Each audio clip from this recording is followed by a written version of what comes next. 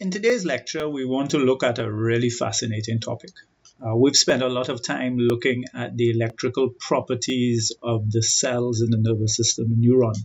We've looked at the action potential. We've looked at how that action potential can jump between neurons via the synapse.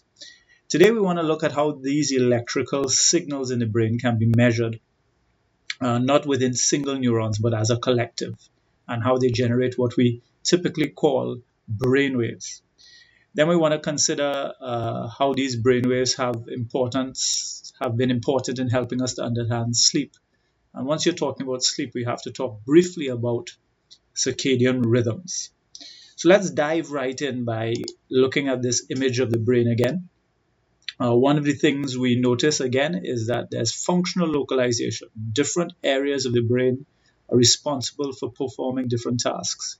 But we've also talked about the fact that there are networks in the brain and that many of these tasks are performed by interconnecting regions of functioning as neural networks.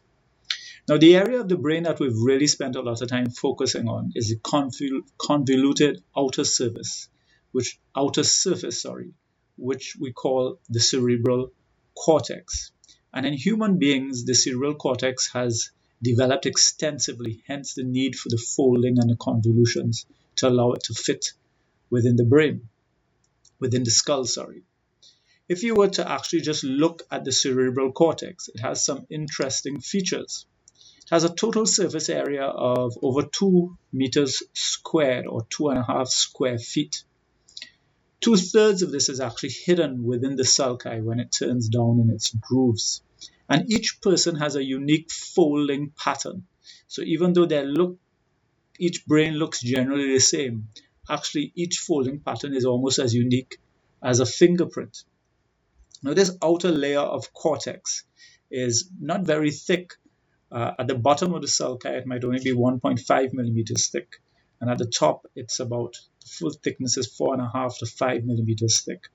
But it's very well defined, and anatomists have really studied it, and they've been able to divide it into 6 clear layers, as you can see in these diagrams here on the right. Within these layers, the primary output cells of the cortex are found in layer 5, and they are called the pyramidal cells, these big cells with pyramidal-shaped cell bodies, and they output signals to the rest of the brain. Most of the other neurons then are interneurons that are helping to regulate and coordinate activity. Now, this cortex actually represents about 40% of total brain weight, of which more than half is actually glial cells. So again, we see the importance of the glial cells. Now, the first person to actually study the electrical activity of the brain in the form of brain waves was a gentleman, a German neuropsychiatrist, Hans Berger. And he was first able to do this on dogs at the turn of the 20th century. And he was finally able to successfully do this in humans in 1920. And essentially, we're able to then generate what is called the electroencephalogram, a measuring of the electrical activity of the brain, which will be very similar to the electrocardiogram, which will be a measure of the electrical activity of the heart, or the electromyogram, which is a measure of the electrical activity of the muscle. So the electroencephalogram is the EEG, and it should not be confused with the ECG. Now, the difference between the electroencephalogram and the action potentials that we've been previously studying is that in the electroencephalogram, an electrode is placed on the surface of the skull, or sometimes in surgery on the surface of the brain. But what these electrodes detect is not the firing of one single neuron, but they detect the firing of a population of neurons. And therefore, the signals detected in the EEG represent the sum of all the activity of a group of neurons firing at the same time. That means that you're going to get a larger signal when all the neurons fire at the same time. And we call this synchronous activity. So synchronized neural activity produces larger signals. We have found the EEG to be primarily useful in diagnosing brain-related disorders, in particular epilepsy and sometimes lesions like brain tumors. However, within recent times, brain-computer interfaces have been making use of EEG technology, and now the avenues for or opportunities for harnessing the use of the EEG are increasing tremendously, as we'll see in a little while. Now, this diagram here just explains a schematic of how we go about activating the recording of the EEG. To record the EEG, we generally place electrodes on the scalp. But the electrodes are not placed in a random order. They're placed in a predefined order that's determined by finding several points on your skull. Once these points are found, then the electrodes are laid down. What I want you to appreciate is that what this diagram shows you is that the electrodes are laid down in a pattern. The numbers on the right are all even. So an electrode that has an even number means it's making a recording from the right of the brain. An electrode that has an odd number means it's making a recording from the left side of the brain. We can then notice that the electrodes also have letters. O corresponds to occipital, T temporal, F frontal, and P parietal. And so we use this 1020 international system of laying down electrodes to know that if a recording is taken from P4, it's a signal from the parietal lobe on the right side of the brain. And this can then help us localize lesions. You'll notice some of the electrodes have a Z designation, and that means they're found within the midline of the brain or the skull. And this is very important then for clinicians and scientists, as it allows us to map different regions of the brain in different people. And so this 1020 system is traditionally used in EEGs all over the world. Now, through the study of EEG, some characteristic patterns or EEG rhythms have been discovered. And you can see them on the right of your screen. The two things we usually use to recognize an EEG pattern is its amplitude and its frequency. The amplitude refers to the size of the wave from peak to peak, and the frequency refers to the number of waves that occur every second. So here you can see some examples. Delta waves are slow waves. They're less than 4 hertz or less than 4 every second, whereas gamma waves are much faster. They occur at 30 to 60 hertz. That means you actually have 30 to 60 hertz per second, 30 to 60 waves per second.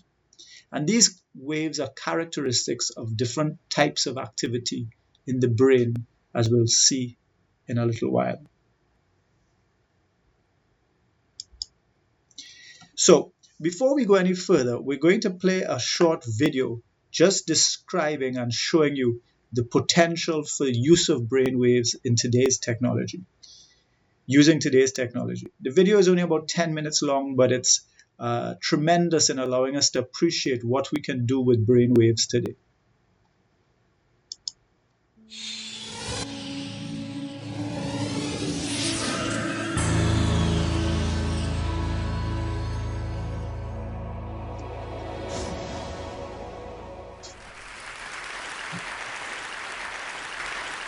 Up until now, our communication with machines has always been limited to conscious and direct forms. Whether it's something simple like turning on the lights with a switch, or even as complex as programming robotics, we have always had to give a command to a machine, or even a series of commands in order for it to do something for us. Communication between people, on the other hand, is far more complex and a lot more interesting because we take into account so much more than what is explicitly expressed. We observe facial expressions, body language, and we can intuit feelings and emotions from our dialogue with one another. This actually forms a large part of our decision-making process. Our vision is to introduce this whole new realm of human interaction into human-computer interaction so that computers can understand not only what you direct it to do, but it can also respond to your facial expressions and emotional experiences. And what better way to do this than by interpreting the signals naturally produced by our brain, our Center for Control and Experience? Well, it sounds like a pretty good idea, but this task, as Bruno mentioned, isn't an easy one for two main reasons. First, the detection algorithms. Our brain is made up of billions of active neurons, around 170,000 kilometers of combined axon length. When these neurons interact, the chemical reaction emits an electrical impulse which can be measured. The majority of our functional brain is distributed over the outer surface layer of the brain. And to increase the area that's available for mental capacity, the brain's surface is highly folded. Now, this cortical folding presents a significant challenge for interpreting surface electrical impulses. Each individual's cortex is folded differently, very much like a fingerprint. So even though a signal may come from the same functional part of the brain, by the time the structure has been folded, its physical location is very different between individuals, even identical twins. There is no longer any consistency in the surface signals. Our breakthrough was to create an algorithm that unfolds the cortex so that we can map the signals closer to its source and therefore making it capable of working across a mass population. The second challenge is the actual device for observing brainwaves. EEG measurements typically involve a hairnet with an array of sensors, like the one that you can see here in the photo. A technician will put the electrodes onto the scalp using a conductive gel or paste, and usually after a procedure of preparing the scalp by light abrasion. Now, this is quite time-consuming and isn't the most comfortable process. And on top of that, these systems actually cost in the tens of thousands of dollars. So with that, I'd like to invite on stage Evan Grant, who was one of last year's speakers, who's kindly agreed to help me to demonstrate what we've been able to develop.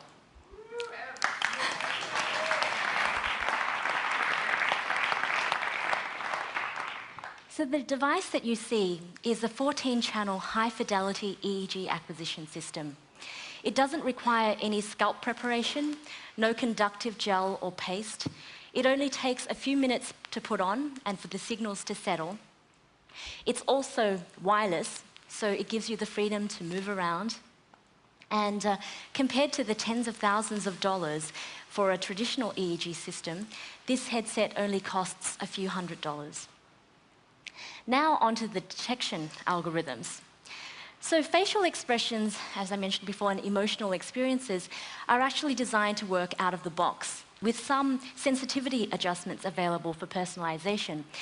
But with the limited time we have available, I'd like to show you the cognitive suite, which is the ability for you to basically move virtual objects with your mind. Now, Evan is new to this system, so what we have to do first is create a new profile for him. He's obviously not Joanne, so we'll add user, Evan. Okay. So the first thing we need to do with the cognitive suite is to start with training a neutral signal. So with neutral, there's nothing in particular that Evan needs to do. He just hangs out, is relaxed. And the idea is to establish a baseline or normal state for his brain, because every brain is different. It takes 8 seconds to do this. And now that that's done, we can choose a movement-based action. So, Evan, choose something that you can visualize clearly in your mind. Let's do pull. Okay, so let's choose pull. So the idea here now is that Evan needs to imagine the object coming forward into the screen, and there's a progress bar that will scroll across the screen while he's doing that. The first time, nothing will happen because the system has no idea how he thinks about pull. But maintain that thought for the entire duration of the 8 seconds. So 1, 2, 3, go.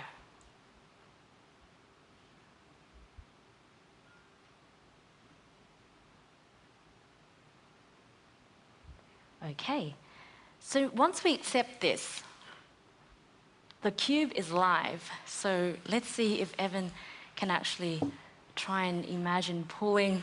Oh, good job! That's really amazing. So So we have a little bit of time available. So I'm going to ask Evan to do a really difficult task. And this one is difficult because it's all about being able to visualize something that doesn't exist in our physical world. And this is disappear. So what you want to do, at least with movement-based actions, we do that all the time, so you can visualize it. But with disappear, there's really no analogies. So Evan, what you want to do here is to imagine the cube slowly fading out, okay? Same sort of drill. So 1, 2, 3, go.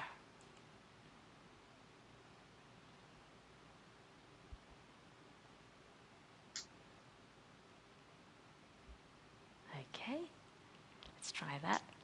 Oh my goodness, it's just too good. Let's try that again.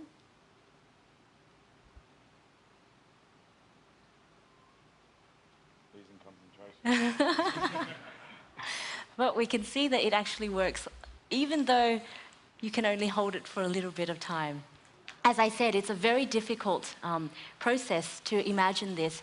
And the great thing about it is that we've only given the software one instance of how he thinks about disappear.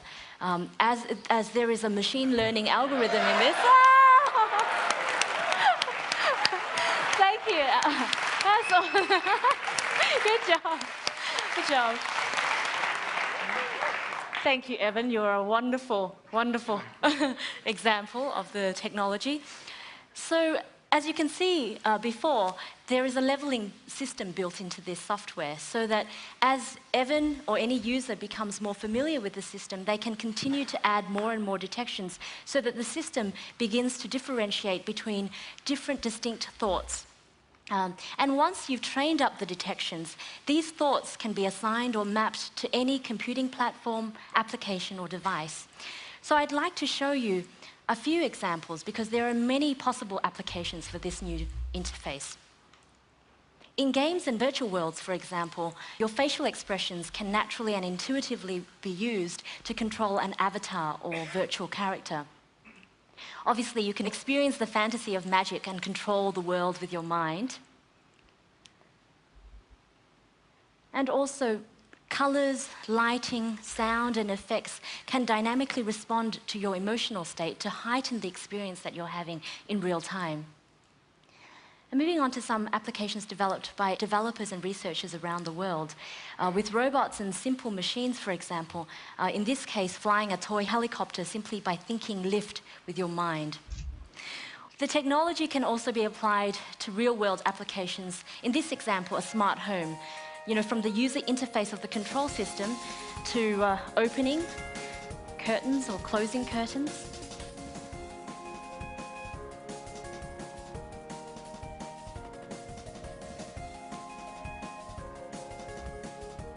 And of course also to the lighting, turning them on or off. And finally, to real life-changing applications, such as being able to control an electric wheelchair.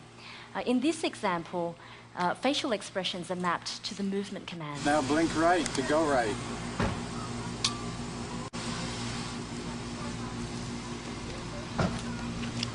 Now blink left, turn back left.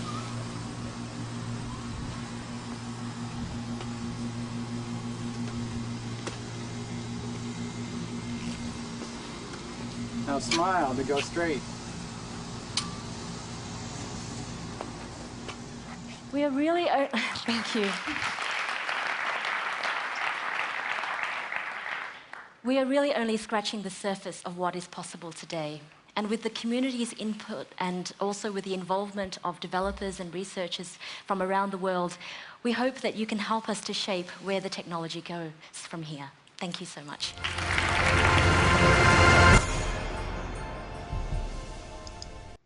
So there you have the amazing potential of brainwaves and how we can harness them. And remember, this video was actually taken about 4 years ago, so there's obviously been tremendous advances since then. So now we want to talk a little bit about one of the uses for the EEG, and that's to diagnose epilepsy. And this is usage in clinical situations. And one of the things you're supposed to be able to appreciate in this course, physiological psychology, is that there are many neurological conditions and mental health conditions that have an underlying change in brain function. So epilepsy is a group of disorders that's characterized by abnormal electrical activity. So something goes wrong with the firing pattern in the brain, and then that gets manifested altered behavior, which can affect a person's consciousness, movements, or actions. That sudden electrical discharge in the brain is called an epileptic seizure. Now, traditionally, persons with epilepsy have suffered much stigmatism, but there are very many famous persons who are reported to have had epilepsy, like Julius Caesar, Napoleon, Van Gogh, Dickens, movie actor Danny Glover. Not 100% sure about all of these cases. The point here we're going after is epilepsy can affect anyone, and it's nothing to be ashamed about. In many cases, we don't even know the cause of epilepsy in almost 3/4 of the cases. Other causes of epilepsy could be infections, head trauma, congenital disorders, tumors.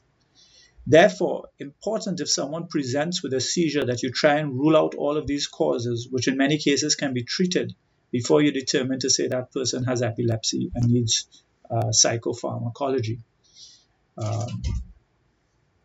So just remember, in many cases, 75%, we don't know the cause. Now, epilepsy is actually the most common neurological disorder, and there's a 5% chance that a person will have one seizure in their lifetime. One seizure does not mean you have the condition of epilepsy. It could have been due to low blood sugar or something just happened. But persons who actually develop epilepsy are about 50 per 100,000 per year, and therefore the point prevalence at any point in time is between 0.5% and 1%. In many cases today, we can use drugs to control the epilepsy, and this allows people to have very normal lives. But unfortunately, there is a proportion of patients where drug control is not enough, and that's when you get intractable epilepsy, like patient HM. In these cases, maybe surgery can help, and then unfortunately, in some of these instances, we haven't yet been able to resolve the issue.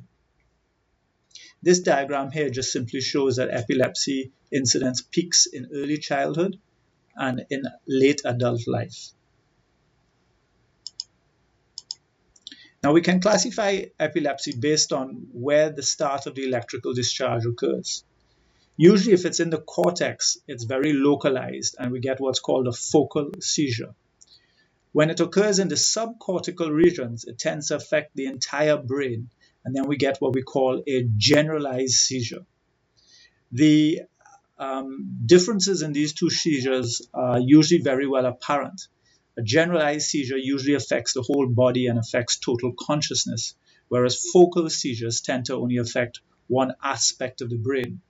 And so you can see that in this diagram, a focal seizure that's just affecting the motor cortex can spread along these areas of the motor cortex.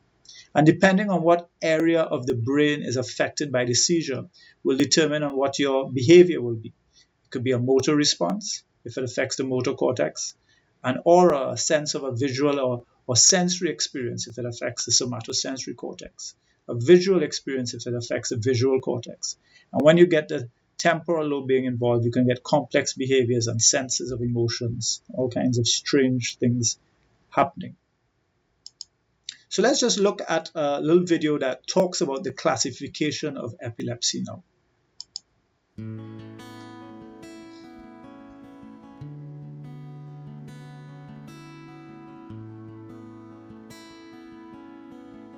Simple partial seizures. Person remains aware, cannot completely control function or behavior, commonly referred to as auras. These seizures or auras are characterized by strange or unusual sensations, a whirling or tenderness in the stomach area, odors, or visual abnormalities. Other characteristics of SPS include sudden or restless movement, hearing distortion, and a sudden sense of fear. Alteration of consciousness or memory is generally not associated with simple partial seizures.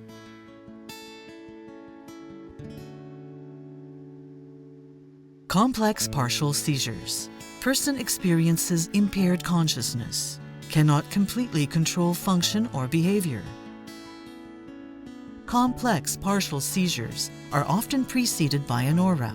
Auras are not unconscious acts. They are the funny smells, tastes, déjà vu, fear, and many other conscious warnings patients may experience. They are often identified by the manifestation of complicated motor and sensory action. There may be some change in consciousness or memory.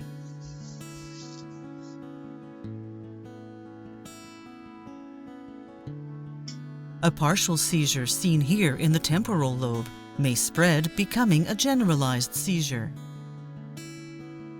A generalized seizure affects the neurons of the entire brain.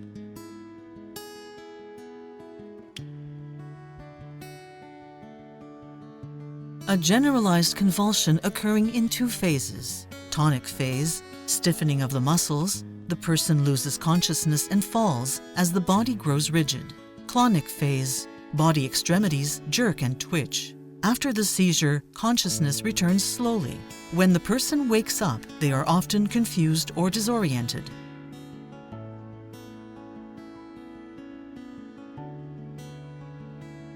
Characterized by a complete loss of awareness. The person may stare into space and appear to be daydreaming or in a daze. Absence seizures are not preceded by a warning, aura, and are followed by normal activity by the individual. There is very minimal movement during the actual seizure, so many times it may go unnoticed by others. Some types of seizures, especially if prolonged or repeated frequently, can damage the brain.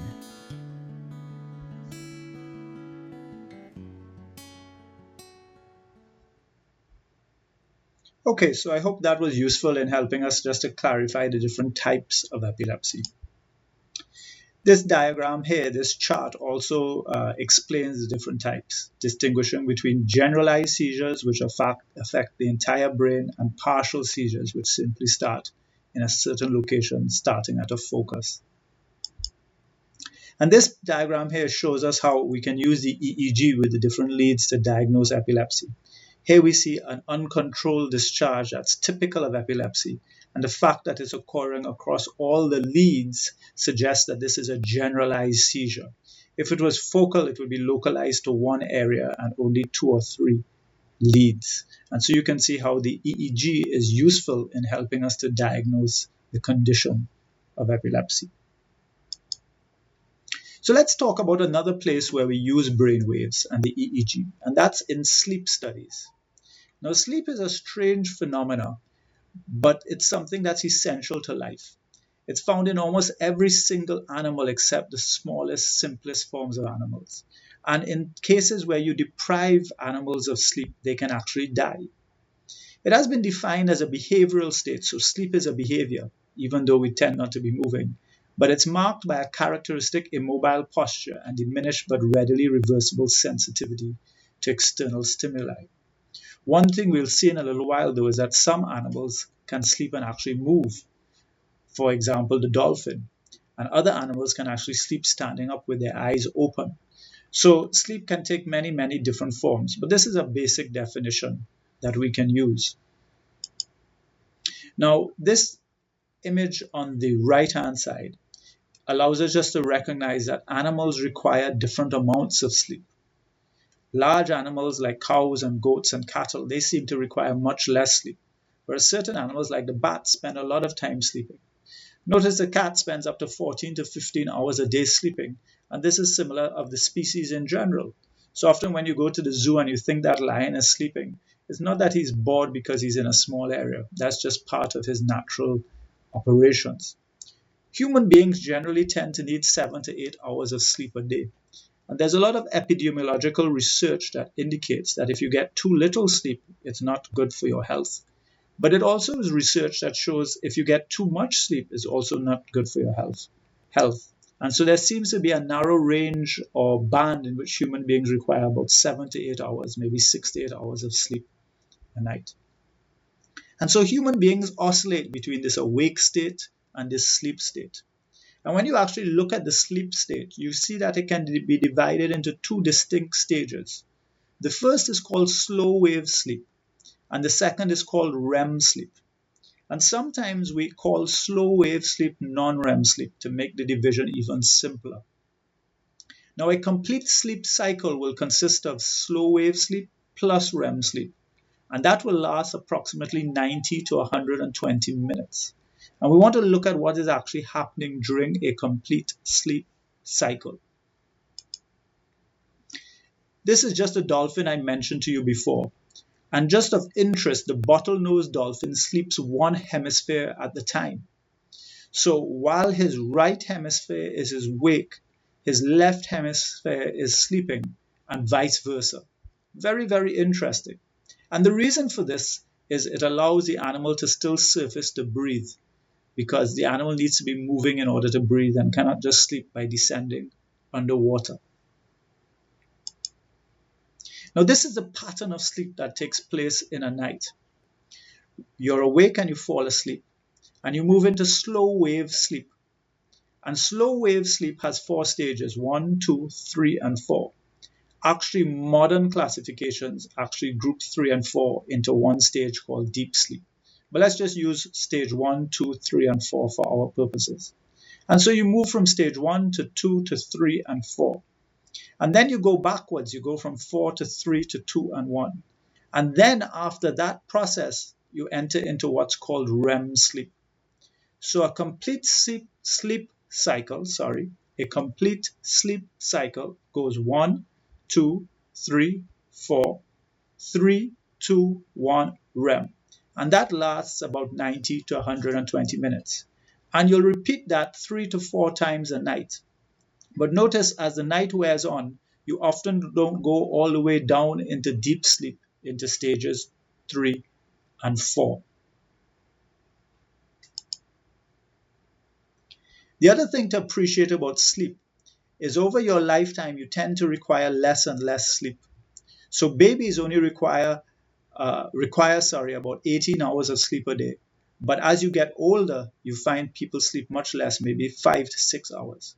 So you can think about your grandparents and you might notice that they sleep much less than you do.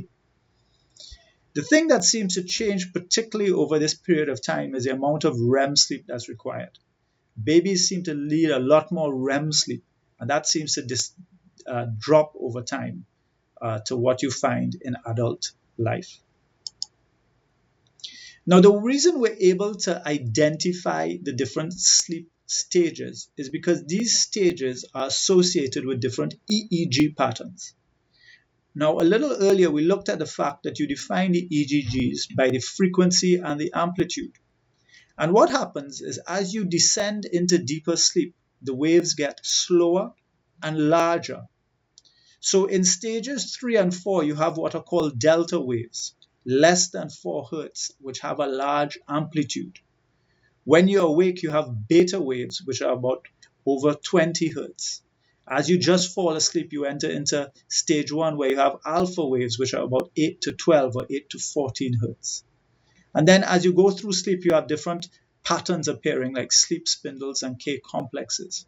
And so in a sleep lab, you can map which stage a person is in based upon the EEG pattern that's appearing from the recordings of their brain. Now, when you enter back into REM sleep, an interesting thing happens. Your brainwave pattern returns to a pattern that looks like you're awake. So REM sleep looks very much like awake with your eyes open sleep. It gets very fast and very small. And so this slide here just highlights that in stage 1 sleep, you get alpha waves. In stage 3 and 4, you get delta waves. And beta waves are associated with being awake. This here is a sleep spindle, and this is a K complex associated with moving deeper and deeper into sleep. Now, this diagram highlights some of the EEG waves, but I want to focus you also on the red line in these graphs. And this red line is a recording from an electrooculogram. Now, the electrooculogram does not measure the electrical activity of the eye, but rather the movements of the eye. And this just points out one important feature that you see in REM sleep and why it's called REM sleep. That during REM sleep, the eye undergoes significant movement. The eyeballs move around. And REM actually stands for rapid eye movement. So this strange thing happens in REM sleep. Throughout most of the night, your eyes are very still and closed. But once you enter into REM sleep, your eyes remain closed. But while they're closed, the eyeball is oscillating back and forth and there's a lot of movement. Hence the term REM sleep. So again, in a sleep lab, you would use not just the EEG, but the electrooculagram to map what is going on. So we can say there are some characteristic physiological features of non-REM sleep. Non-REM sleep or slow wave sleep has decreased brain activity. Your muscle tone is maintained, and the autonomic nervous system is active via the parasympathetic, leading to a decreased heart rate and blood pressure, increased GIT motility. Your respiratory rate is regular, and you don't dream much in non-REM sleep. It's not impossible, but it doesn't occur much. Now, arousal, what do we mean about arousal? We're talking about waking up. Spontaneous arousal is rare, it's difficult. By spontaneous arousal, I mean you're waking up by yourself. However, arousal by external stimulus, like someone shaking you, that tends to be easy. So in non-REM sleep, spontaneous arousal is difficult, but arousal by external stimulus is fairly easy, like noise will wake you up. REM sleep is almost the direct opposite. The brain activity is increased. Spontaneous arousal is now easy. You tend to wake up when you're in REM sleep. But if somebody's shaking you, it's difficult for them to wake you up. You won't be awoken by noises and so on. You lose your muscle tone, and the only muscles in the body that retain tone are the muscles of the eyes, because remember, the eyes are moving. And of course, the diaphragm and your respiratory muscles to keep you breathing and alive. You have increased heart rate and blood pressure. Your respiration is rapid. You have switched over to a sympathetic response in the body, and you have decreased GIT motility. And you also have a high association with dreaming. This is where dreaming takes place. And finally, there's this strange phenomenon that in men you get penile erection and in women you get clitoral engorgement. And this is useful if you're trying to distinguish between psychological and physiological impotence. If the impotence in the male is psychological, then he will still experience penile erection during REM sleep. However, if there's a physical problem, an underlying biological problem, he won't. So you students are supposed to know the physiological differences between REM sleep and non-REM sleep. So why sleep? We've already mentioned that if you don't get sleep, animals can die. In humans, if you don't get sleep and you deprive yourself of sleep, it can sometimes induce psychosis. Well, the honest truth is we're not sure exactly what function sleep performs. Some people suggest it's an adaptation to reduce energy expenditure, promote bonding, allows animals not to be engaging with predators all the time. Some say it's restorative because growth hormone, which promotes protein building, occurs during REM sleep. The secretion of growth hormone occurs a lot during REM sleep. Immune function is improved and waste products are cleared. These are some things we know are going on in sleep. We also know that sleep is important for adjusting and reorganizing emotions and memory. Synapses are stabilized in sleep, and that's very, very important. So why sleep? The exact reason is not sure, though we do know it's important for normal physiology. So let's just look at a recent news report. There's a recent news report I was going to tell you about, where it's been shown that slow wave sleep actually improves memory. So we're not going to look at the details of the neural mechanisms of sleep, but I just want you to appreciate that sleep occurs with what's called a flip-flop mechanism. There are some regions of the brain within the reticular formation that promote sleep. And then there are other regions there are some regions in the brain that promote wakefulness in the reticular formation. And then there are other regions that promote sleep. And either one is on or the other is off. And then the other is on and the other is off. That's what we mean by the flip-flop mechanism. So when the awake-producing region is on, it inhibits the sleep-producing region. And then the sleep-producing region comes on and it inhibits the wake-producing region. What turns on the sleep-promoting region? Well, we're not too sure, but we do know that adenosine, a neurotransmitter in the brain, is able to turn it on. And adenosine seems to be produced as you go through the day and there's metabolic activity. And so this accumulation of adenosine seems to promote sleep. Now, coffee actually blocks the adenosine receptors. And so this is one of the reasons why coffee actually promotes wakefulness and inhibits sleep. Staying awake can be triggered by many things, including a determination to stay awake. I just want to point out to you that one of the neurotransmitters that promotes wakefulness is histamine. And this is why antihistamines, which you find in many flu medications, actually induce sleep. When these systems go out of whack or are no longer working because something is not regulated properly, you can get a condition called narcolepsy, where you can suddenly fall asleep. And this has been best demonstrated in dogs and allowed us to discover new neurotransmitters called hypocretin or orexin that are important in sleep. Okay, we cannot talk about sleep without considering the circadian rhythm. Almost all mammals have a biological clock at 25 o'clock that's regulated by light and darkness. And the question is, how does that come across? How does that occur? How does that happen? Some people say they're owls, they stay up in the night. Others say no, they have to sleep in the night. Does that mean their biological clock is different?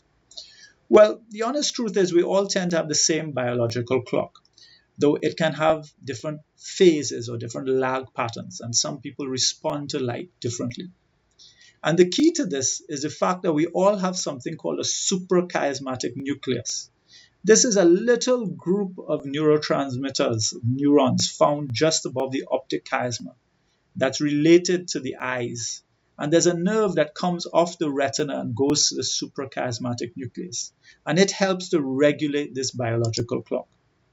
And let's just look at this little video that talks about these nerves a little bit.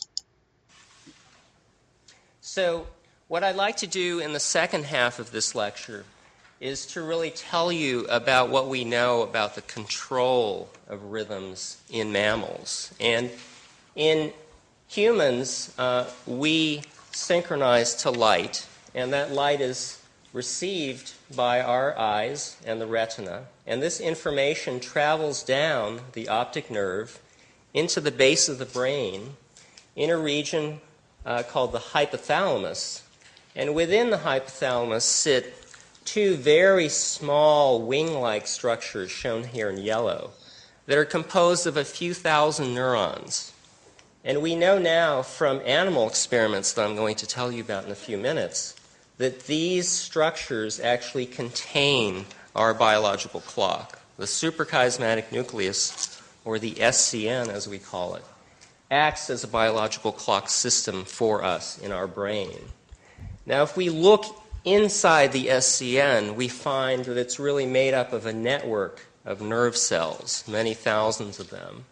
And interestingly, these nerve cells fire with a circadian rhythm, and I'm going to show you an example of that at the end of my lecture. This kind of experiment has led to the idea that the clocks in the suprachiasmatic nucleus are actually cellular clocks. And so it is within the individual cell that the clock mechanism really emerges fundamentally. And there you have it, some insights into the suprachiasmatic nucleus. So this nucleus helps to regulate our biological clock. And in the modern world, there are many aspects of modern life that put a strain on the biological clock. Shift work, travel. And so I've uploaded to our YouTube channel a documentary looking at circadian rhythms and all the interesting things associated with circadian rhythms that will give you more insight into these things.